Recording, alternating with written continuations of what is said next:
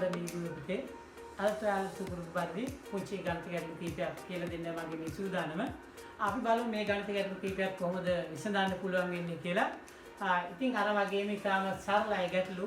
ඉස්සෙල්ලා මේ ගැටලු විසඳන ආකාරය පිළිබඳ පොඩ්ඩක් කල්පනා කරලා බලන්න පුතේ මේ මෙතන තියෙන ගණිත ගැටලුව මේක ඉතාම සරලයි. හැබැයි සරල වුණාට මේ හා සමානව ගැටලු ගොඩාක් විසඳන්න පුළුවන් ක්‍රමයක් තමයි අද මම කියලා දෙන්න සූදානම් වෙන්නේ. ඉතින් මේ ගැටලුවත් හොඳට බලා ගන්න පුතේ. ඒ වගේම මේක අහගෙන ඉන්න මම කියලා දෙන ක්‍රමේ ඒ ක්‍රමයට වලට ගණිත ගැටලු ගොඩාක් විසඳන්න පුළුවන් වේවි. ඉතින් බලන්නකෝ මේකේ තියෙන අඹ ගෙඩියක සහ දොඩම් ගෙඩියක මිල රුපියල් 60යි. ඒක අපිට මේ එකතු කිරීම කියලා තියෙන්නේ අඹ ගෙඩියයි දොඩම් ගෙඩියයි 60යි. ඒ වගේම දොඩම් ගෙඩියෙන් අඹ ගෙඩිය අඩු කරාම රුපියල් 20යි කියලා කියනවා. මේකෙන් පුතේ අදහස් කරන්නේ දොඩම් ගෙඩිය අඹ ගෙඩියට වැඩිය රුපියල් 20කින් මිල වැඩි කියන එකයි. එහෙම නැත්නම් කියන්නේ අඹ ගෙඩිය රුපියල් 20කින් මිල අඩුයි කියන එකයි. එතකොට මේ වගේ ගණිත ගැටලුව විසඳනකොට පුතේ අපිට පුළුවන් ක්‍රම දෙකක් භාවිත කරනවා. මම කියන්නේ හැම වෙලාවෙම ගණිත ගැටලු විසඳනකොට ඒවට ක්‍රම ගොඩක් තියෙනවා පුතේ. මේ ගණිත ක්‍රම ගොඩක් තිබුණාට මම මේ කියලා දෙන්න යන ක්‍රමයට ඔයාලට ඕනම එකක් විසඳා ගන්න පුළුවන් පුතේ. හරි සරලයි.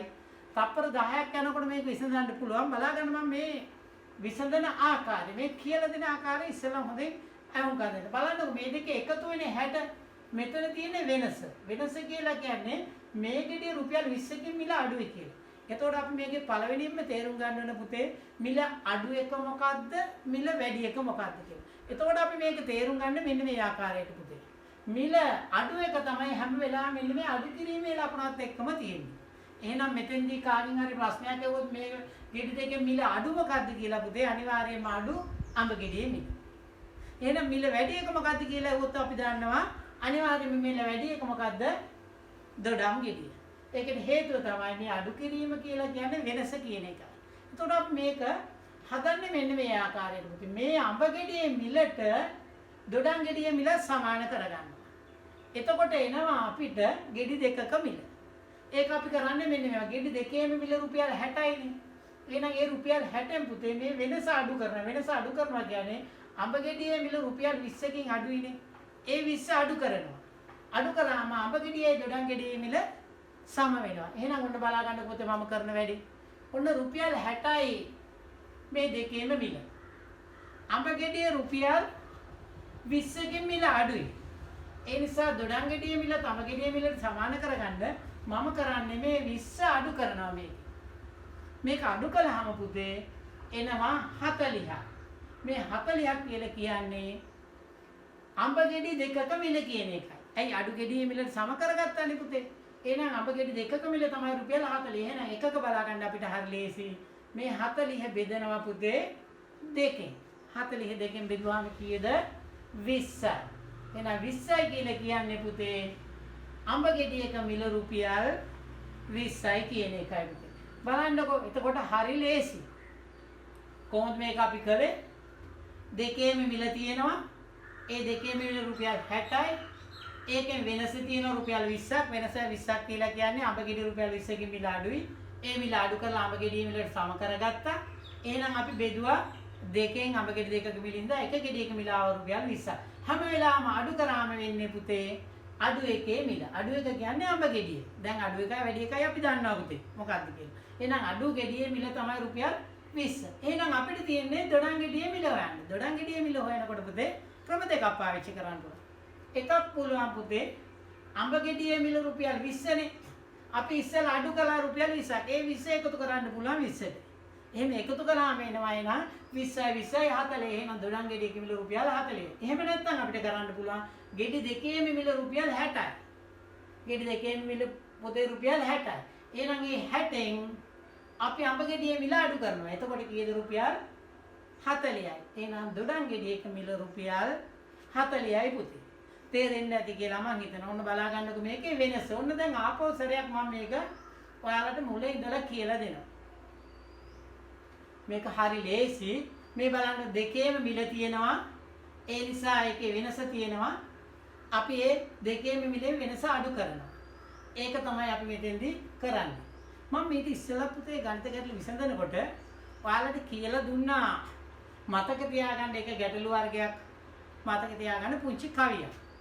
ඒ වගේම මම මේකෙත් කියලා දෙන පොඩි කවියක්. එතකොට ඔයාලට පුළුවන් මේ කවිය මතක තියාගත්තා නම් පුතේ ඕනම ගැටලුවක් විසඳන්න. ඔන්න අහගන්නකො පුතේ කවිය. ඔන්න බලන්න. දෙකේම මිල සොයා ගන්න, එයින් වෙනස අඩු කරන්න, එන පිළිතුර දෙකට බෙදා කුඩා එකේ මිල සොයන්න. එතකොට කුඩා එකේ මිල කියන්නේ මේක. ඒකේ මිල තමයි අපිට එන්නේ. ඔන්න මම ඒක ඒ විදිහටම ඔයාලට ආපහු සැරයක් පෙන්නනවා. දෙකේම මිල සොයා ගන්න, එයින් වෙනස අඩු කරන්න, එන පිළිතුර දෙකට බෙදා කුඩා එකේ මිල සොයන්න. ඔන්න බලන්නකො පුතේ. දැන් අපිට හරි. දෙකේම මිල හොයාගත්තා, වෙනස අඩු කළා, එන පිළිතුර දෙකට බෙදුවා, කුඩා එකේ මිල සෙව්වා. හරිම ලේසි පුතේ. නම් ඔයාලට ඔන්න මේ ගණිත ගැටලුව විසඳන ආකාරය. මම තවත් මේ වගේම ගණිත ගැටලුවක් කියලා දෙන්නම් ඔයාලට. බලන්නකො මේ ගාන. හැබැයි ඒක පුතේ ටිකක් ඉස්සෙල්ලා එකට වැඩිය වෙනස්. ඉස්සෙල්ලා තිබුණේ පළතුරු. දැන් මේකේ තියෙන හැඩතල. ඒත් අර විදිහමයි පුතේ කරන්න තියෙන්නේ. බලන්නකො මේ ගාන දකින්නකොටම තප්පර 10ක්වත් යන්නේ නැහැ. කවිය මතක තියාගත්තා නම් ටක් ගාලා හදා ගන්න පුළුවන්. ඔන්න බලන්නකො මම මේකත් හදනවා දැන්. එහෙනම් දෙකේම අපි එකතු හොයා ගන්න පුතේ. දෙකේම එකතු කීයද? 35යි. මම කිව්වා මේකේ අපි අගේ වැඩි මොකද්ද කියලා හොයාගන්නේ කොහොමද? මේ අඩු කිරීමෙන් තියෙන්නේ මේක තමයි අගේ අඩු. මේක තමයි එහෙනම් අගේ වැඩි. අගෙන් අඩු එකයි වැඩි එකයි අපි ඉස්සෙල්ලා හොයාගන්න හැටි දැනගන්න ඕන පුතේ. එහෙනම් මේකේ දෙකේම එකතුව තියෙනවා 35ක්, වෙනස තියෙනවා 5ක් පුතේ. එහෙනම් ඒක අපි දැන් අඩු කරනවා. අඩු කරාම කීයද? 30යි. ඒක අපි බෙදනවා දෙකෙන්. දෙකෙන් බෙදුවාම කීයද? 15යි. එහෙනම් මේකේ අඩු එක කියන්නේ වටිනාකමෙන් අඩු සමචතුරස්‍රය. සමචතුරස්‍රයගේ කීයද? 15යි. සමචතුරස්‍රයගේ 15. එතකොට සමචතුරස්‍රයගේ 15යි කියලා දන්නවනම් අපි දන්නවා ඊළඟ එකේ අගේ හොයන්න මම කිව්ව ක්‍රම දෙකක් පාවිච්චි කරන්න පුළුවන්. ඕන 15ට අඩු කරේ 5 එකතු කරන්න පුළුවන්. එහෙනම් ත්‍රිකෝණයගේ 20ක් එනවා. එහෙම නැත්නම් අපිට කරන්න පුළුවන් 35න් අඩු කරනවා පුතේ අර 15. සමචතුරස්‍රය 15. එහෙනම් ඒකේ අගේ කීයද? 20යි. ඔන්න බලන්නකො පුතේ එහෙනම් අගේ එනවා ත්‍රිකෝණයේ 20යි. හරි ලේසි. මං හිතන්නේ දැන් ඔයාලට මේ වගේ ගානක් දුන්නොත් එහෙම මම කියන්නේ ඉස්සෙල්ලා ගාන කියනකොටම හිතෙන් හදාගන්න පුළුවන් ඇති පුතේ. කමක් නැහැ. අපි තවත් එක ගානක් හදලා බලමු. දැන් අපි ඉස්සෙල්ලා කතා කළේ පුතේ කුඩා එකට සම කරගත්තානේ. දැන් මං ඒ වගේම තවත් කියලා දෙනවා ලොකු එකට සම කරගෙන. ඒ ක්‍රමෙත් අපි පුරුදු වෙන්න ඕනේ. හැබැයි ඔය ක්‍රම දෙක තුනම පුතේ පටලවා ගන්න එපා. නමුත් කොයි පැත්තට හැදුවත් එන උත්තරේ එකයි පුතේ. ඔන්න බලන්නකො මේ ගාන. මැංගුස් ගෙඩියක සහ දොඩම් ගෙඩියක මිල රුපියල් 85යි. මැංගුස් ගෙඩියෙන් දොඩම් ගෙඩිය අඩු කරාම එනවා රුපියල් 15. ඒ කියන්නේ වෙනස. දැන් මං කාගෙන් හරි ප්‍රශ්නයක් ඇහුවොත් පුතේ මේකේ මිල වැඩි එක මොකද්ද කියලා ඔයාලට ටක් ගාලා කියන්න පුළුවන්. එහෙනම් මිල වැඩි පුතේ මේ අඩු කිරීමේ තියෙන එක නෙවෙයි ඒකේ අනිත් පැත්තේ තියෙන එක. එහෙනම් මෙන්න මේක තමයි මිල වැඩි. මිල වැඩි මැංගුස් ගෙඩිය. එහෙනම් මිල වැඩි මොකක්ද අඩු මොකද්ද පුතේ? එහෙනම් අනිවාර්යයෙන්ම අපි දන්නා මිල අඩු දොඩම් ගෙඩිය. අපි මෙච්චර ඉස්සෙල්ලා ගණන් දෙකම හැදුවේ පුතේ මේකට වැඩි වෙනස් ක්‍රමයකට. කියන්නේ මිල අඩු කළා, වෙනස අඩු කළා. දැන් මම ඔන්න අර කවියට අනුව මම මිල අඩු කරන්නේ නැතුව මිල එකතු කරනවා. දෙකේම මිලට අර වෙනස එකතු කරනවා. එතකොට උත්තරේ එන්නේ පුතේ වැඩි එකේ මිල. වැඩි එකේ මිල එන්නේ. ඔන්න බලන්නකෝ දැන් අපි මේක කරන්නේ. දෙකේම මිල 85යි පුතේ. ඒක මම සම කරගන්නවා දැන් අඩු එකේ මිලට නෙවෙයි වැඩි එකේ මිලට. ඒ කියන්නේ මැංගුස් ගෙඩිය මිලට සම කරගන්න මොකද වෙන්නේ? මේකට වැඩි රුපියල් 15ක් මේක වැඩි. එහෙනම් දොඩම් ගෙඩියත් අපි මේකටම සම කරගන්න. ඒ නිසා මේකට 15ක් අපි එකතු කරනවා පුතේ.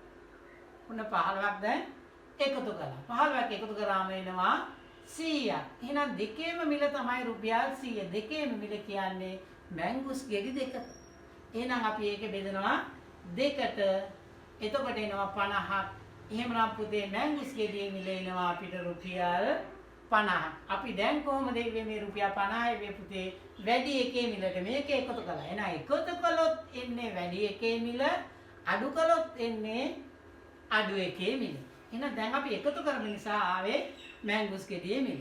එහෙනම් මේක දොඩම් ගෙඩියේ මිල හොයන්න තවත් ක්‍රම දෙකක් තියෙනවා මම කිව්වා. එකක් පුළුවන් වුණා මේ 50ට අර එකතු කරපු 15 අඩු කරන්න පුළුවන් 50යි.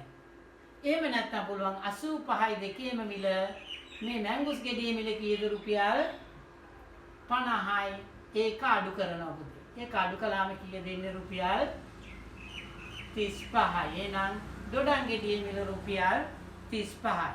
මම හිතනවා පුතේ එහෙමනම් ඔයාලට මේ ගණිත ගැටලු කීපෙම ඔයාලට තේරෙන්නේ නැති. මේකේ දැන් ඊළඟ දවසේ මම ඔයාලට කරන්න බලාපොරොත්තු වෙනවා පුතේ මේ හා සමානවම මේ රූප වලින් දීලා තියෙනවනේ.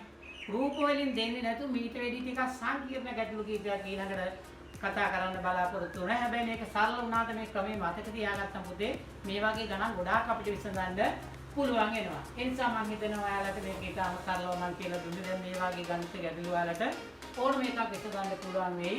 ඒ නිසා අදට මේ ගණිත ගැටලු කීපේ විසඳන එක මම මෙතනින් නවත්වනවා.